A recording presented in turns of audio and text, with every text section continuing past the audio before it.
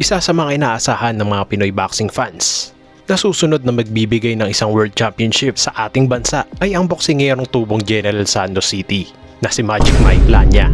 Bukod sa tingin ng mga Pilipino na siya ay magiging World Champion, marami ding naniniwala na si Magic Mike Plania ay may potensyal na maging boxing star dahil sa kanyang kakaibang estilo lumaban. Sapagkat ang kanyang suntok ay napaka-unpredictable at idagdag mo pa ang lakas at bilis na animoy merong halong salamangka, at ang isa pang rason ay ang kanyang personalidad.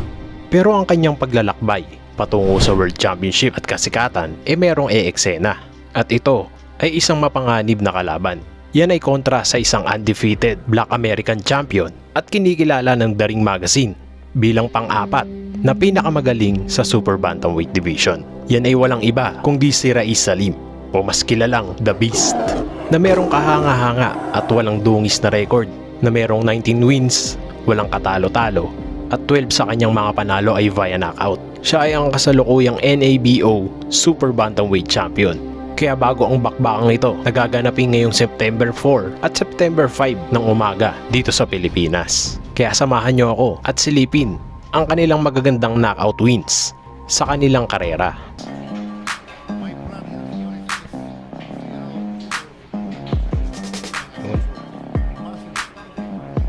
Yung mga hagupit na gano'n ni Magic Mike talaga yung niya, trademark Talagang kala mo baseball bat na straight yung kamay.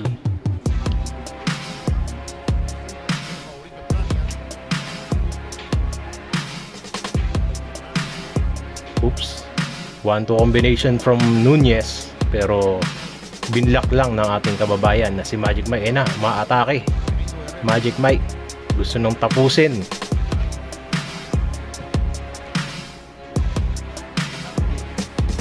Sapul kaagad. Damn. Oops. Mumapalag.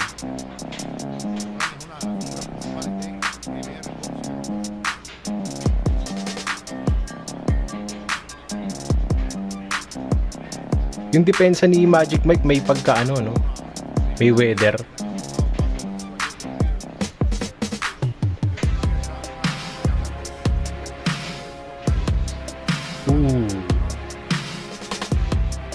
Parang papeke yun Nakatingin sa mukha pero bumibira sa katawan.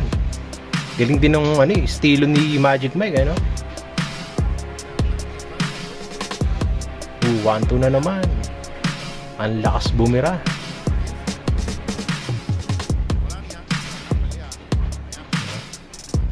Relax na relax ang ating Magic Mike Plania.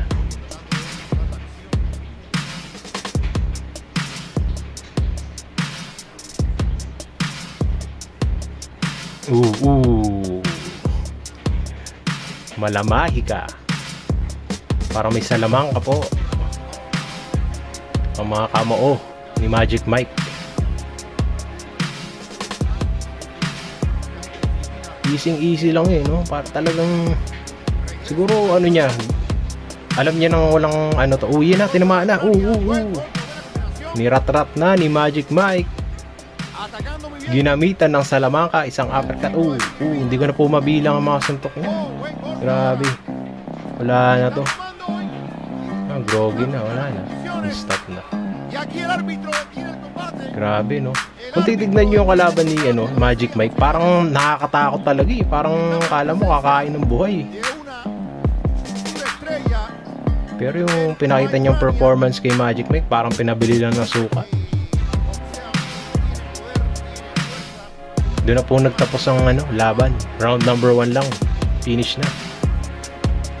Finish by Magic Mike.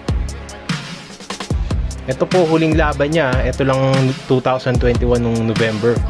Bali ito yung latest fight niya. Diba? Impresibo yung laban. Impresibo yung pinakita ni Magic Mike Grabe.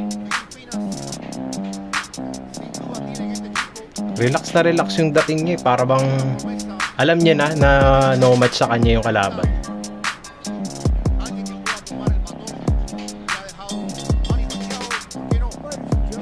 Galing. Angas, ang galing. Hindi ko mapaliwanag yung estilo ni Magic Mike. Talagang medyo merong magic eh.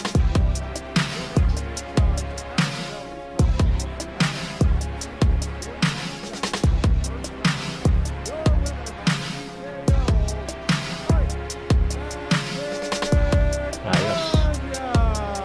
Sports naman kung si Nunez.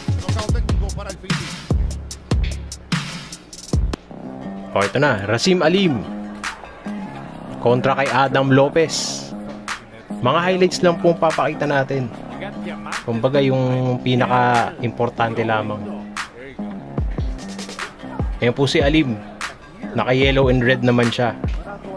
Tapos yung kalaban niyang si Adam Lopez naka-black and white.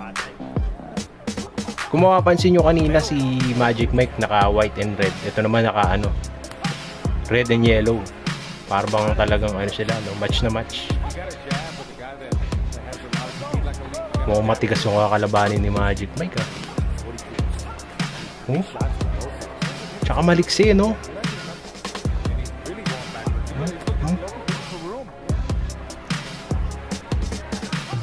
Tsaka mukhang siksik yung pangangatawan. Tsaka ang tapang dating. Talagang the beast, no? The beast ng niya, alias, bumagsak na siya. Sleep lang yun.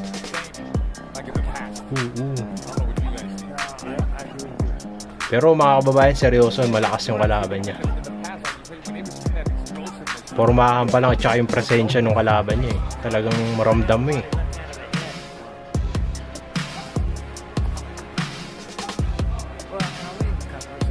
Sabi nga niya sa isang interview, talagang tinatarget niya rin si Fulton. 'Di ba? Kasi nga super bantamweight. Kung maaalala niyo si The Monster Inoue, nagsalita na gusto niya umakyat ng super bantam, gusto niya makalaban si Fulton. Parehas sila nito ni Alim. Raiz Salim na gusto nilang targetin si Fulton, pero mukhang magkakasagupa rin sila. Pero di naman tayo walang tiwala kay Magic Mike, pero kayang-kaya niyang gagamitan ng salamangka yan. Basagan ng muka, kaawa-awa. Diyan na nanalo si Raiz Salim. TKO po. Round number 4 lang po yun. 4 rounds lang po yung pinakita natin. Yan po, nakita nyo po ang dalawang best knockouts ng dalawang mandirigmang ito. Ang ating kababayan na si Mike Plania kontra dito kay Raiz Salim, na kung tawagin The Beast. Talagang walang tulak kabigin sa dalawa. Talagang sila, world rank contenders.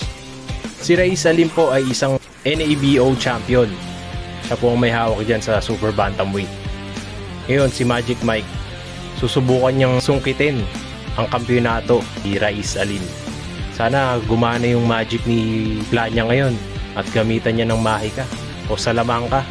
Talagang hindi biro yung kakalabanin niya, kundi isang The Beast o halimaw nga. Kung ang Japan merong Naoya The Monster Inoue, ang Amerika naman meron silang The Beast. Ito si Raiz Salim. Kaya kailangan natin ibigay ang 100% na suporta sa ating kababayan na si Magic Mike Plania sa darating na laban niya ngayong September 5. September 5 dito sa Pilipinas, umaga po. Pero September 4 syempre, advance tayo ng isang araw sa Amerika. Ayun lamang po. Salamat po sa panonood at nakita natin kung gaano kabangis itong kakalabanin ni Magic Mike. At kung tawagin ng Amerika halimaw or The Beast. Talagang hindi po biro itong kakalabanin niya. Mukhang matigas at saka undefeated po. Salamat po sa panonood at huwag niyo pong kakalimutan na mag-like, mag-comment at mag-subscribe po sa ating channel. Salamat po.